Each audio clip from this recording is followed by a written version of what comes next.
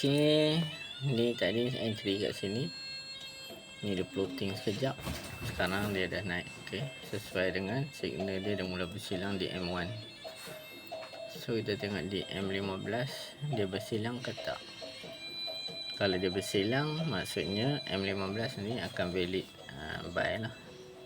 Okey, nampak dia dah mula nak bersilang. So kalau betul nanti dia naik sampai sini warna biru. Warna biru ni dia naik ke sini, kuning akan bersilang. Sorry. Semula. Kuning, warna aqua. Okey, nanti dia akan jadi macam tu.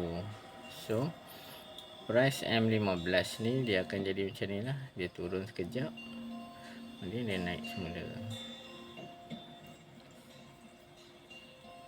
CCI ni macam tu lah.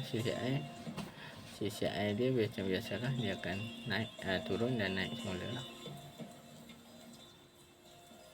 Senang sangat dengan teknik keabadian momentum ni atau TKM ni.